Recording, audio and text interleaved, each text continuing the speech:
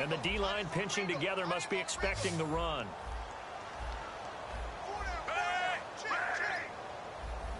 On first down, they go with Dixon. And he will maybe get back to the line. One quarter reaching the NFL on EA4. It's the Ravens with possession. Offense looking to receiver complete. They'll wind up getting 10 back as that center's trying to do is make the defender think he's going upfield for a deeper route, and then break is use his body to keep the defender away from the football and get the quarterback a really nice taken down at the 27. So the run gets them the first, and now they operate with a fresh set of downs. First down, Flacco. This will be caught at about the 3. And he is into the end zone for a Baltimore touchdown.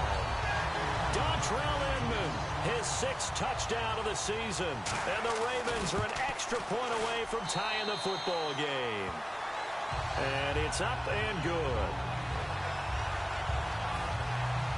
So here comes the kickoff now, all even here in this 4th quarter. On the return, here's Dre Archer. Solid return, pretty good field position. They'll start at the 32-yard line. And now Chicago getting ready to go as they take the field. And they'll just simply be looking to build off the confidence of the last time out where they scored a touchdown. And confidence is powerful, isn't it? When you've scored once, you feel like you can go back out there and get it done again. Doesn't matter what the defense throws at them. They feel like they're in a groove right now, and they want to get out there and show it. Yeah, hoping to stay in that groove here this go-around. Strong grabs it over the middle. They give him 14 yards that time and a fresh set of downs. Simple slant route, and part of a really nice hard throw by the quarterback. Nice timing between the quarterback and the receiver. They were perfectly in sync, and he put it right on him on the inside route. Gets it to Strong. A nice pick up there, 10 yards, and it'll move the sticks. And the offense moving quickly to the line. On first down, Boykin looking for his running back, and he's got him. That one good for 10 yards. And it'll be second and very short. So many times you hear today's NFL described as a space game. Get your best players into space with the football in their hands. That's why sometimes you just swing it out to your runner, get him out in the flat, and let him have a chance to make people miss an open field.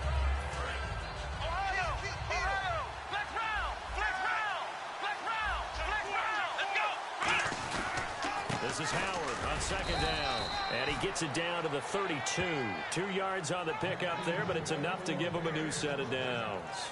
Second and inches is oftentimes an invitation for an offense coordinator to take a big shot downfield because he feels like he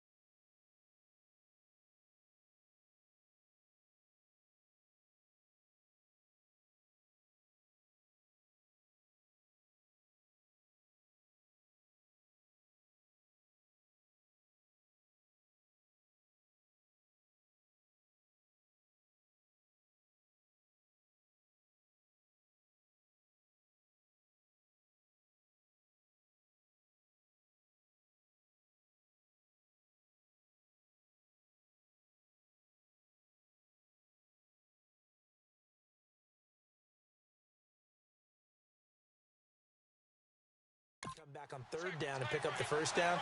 But sometimes you just don't want to break tendency. Stay with what you are, stay with who you know, and go get the first down. That's exactly.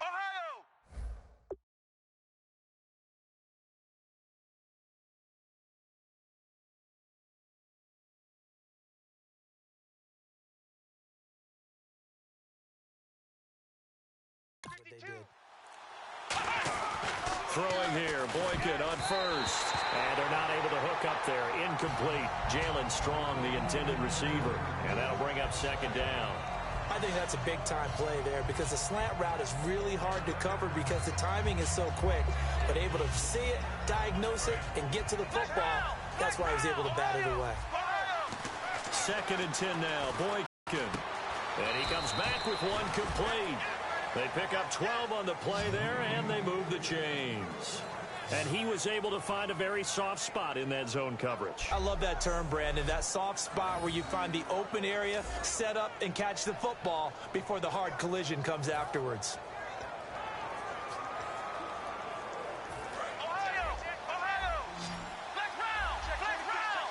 It's a 5-receiver set. 3 to the left, 2 to the right. Now and no escaping this time as he'll go down. They got him for a sack. A well-designed corner blitz that gets him for a loss of 8 yards. On 2nd down, it's Boykin. And incomplete there. A nice hit. Jars the ball free and brings up 3rd down. Whenever I see an in-route dropped, as we just saw in that play, I'm always thinking that in the back of their mind, they're worried about what's coming at them because they're going towards traffic on that route as opposed to being away from it and maybe having a little bit more space.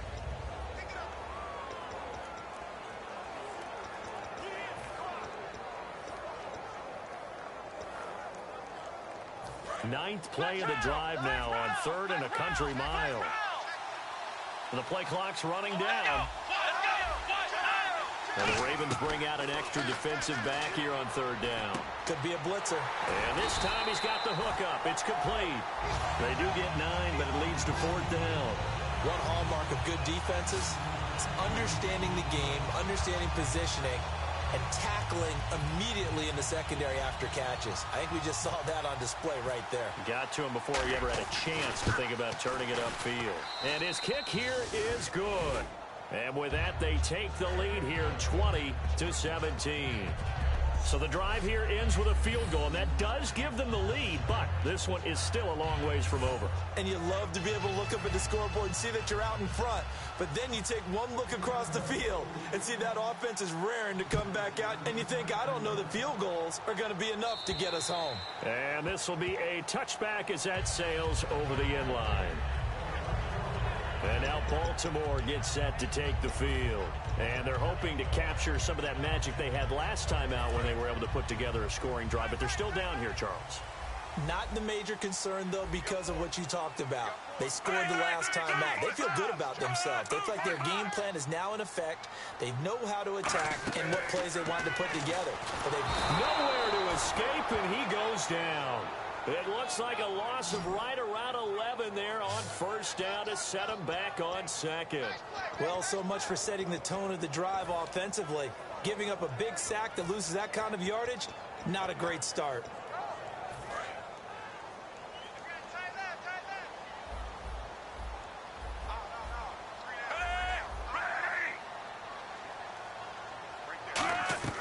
Flacco here on 2nd down. He's got time. He's going to loft one deep left side here. And that's caught inside the 30.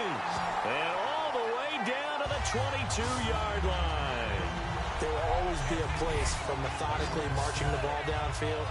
But when you can pick it up in big chunks and strike like that, have explosive plays, that's often the difference in winning and losing. Those types of plays that can knock a defense off balance, that'll drive a team towards a victory. And seeing no options, he just tosses this one away, incomplete. Now that'll bring up 2nd down. They got pressure there and only rushing 3. And there's a defensive coordinator right now who is celebrating not just getting home with 3 there, but realizing if that's the type of pressure he can get in the entire game, then his pass defense is going to be excellent. You drop in 8. Where are you going to go with the football? Now Flacco. That is caught right at the 10-yard line. And they've got it inside the 10 at the 8. A nice pickup of 14, and it moves the stick, sets up a 1st and goal.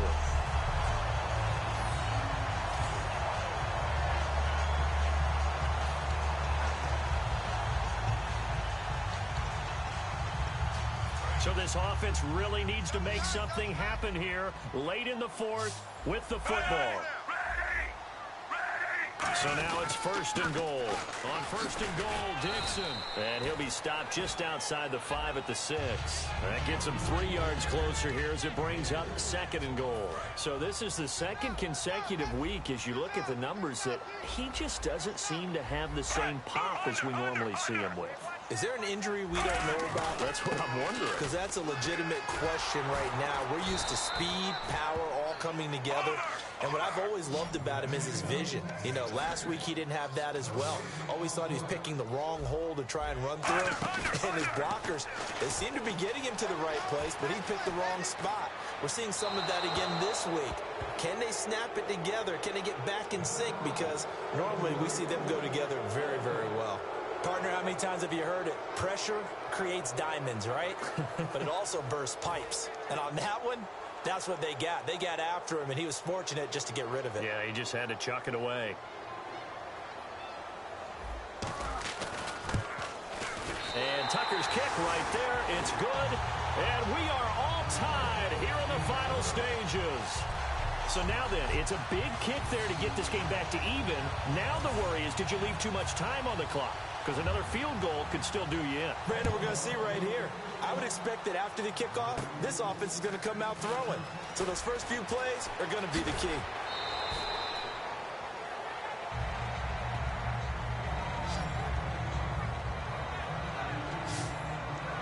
Out comes the Ravens defense now as they get ready for the next possession. They're working here with a tie game. The question here I'd like to ask is, how aggressive do you play to beat you? I mean, it's that's really your line of aggressiveness. Play it straight, make sure tackles, do what you have to do, but don't give up something big that all of a sudden you look at the scoreboard and say, we blew a golden opportunity. Yeah, I wouldn't mind OT. I wouldn't.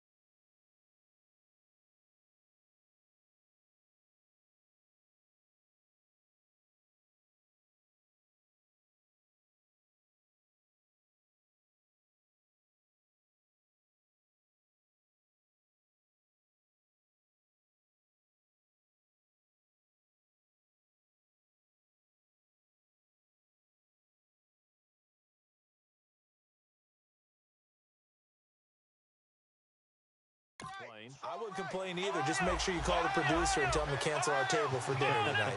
Will do. Again, it's Howard. And he's got room.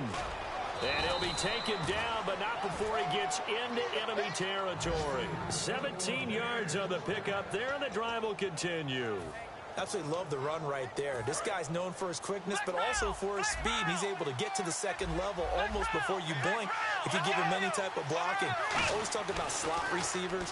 They're usually known as quicker. And he can't get a throw away. He's taken down. Sean Spence. He's the one that got to him. He takes him down for a loss of 9. And plays like that really hurt play calling. They had a really nice gain on the previous play, but gave about half the yardage back on the sack. Excellent pressure up front. Nowhere to go with the football. Down he goes. And his throw's going to be incomplete. Today's NFL, these big guys are featured receivers. They move all over the place to try and find good matchups. And they had one. They were just unable to complete the pass.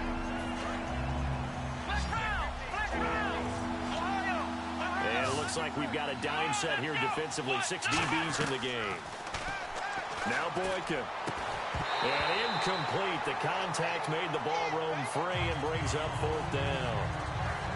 We know it's not an easy job to go out and catch passes when people are trying to tackle you and knock the ball away. But the bottom line is, that's a pass he's got to have and a pass he should have caught. Here's Pat O'Donnell now as he's on to punt for Chicago. And he'll get this away into the icy winter air. And that is much too long. That's into the end zone for a touchback.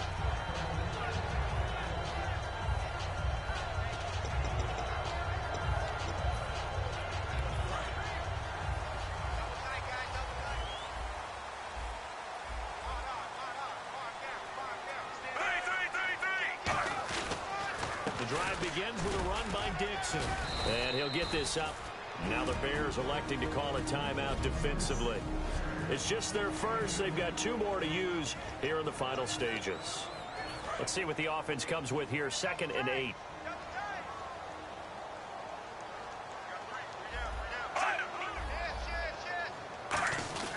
Right back to Dixon. And he'll take this one up close to the 25-yard line.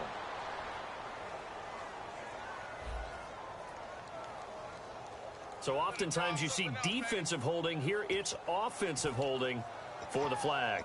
That's a loss of 8 yards there to bring up 3rd. They stay on the ground with Dixon.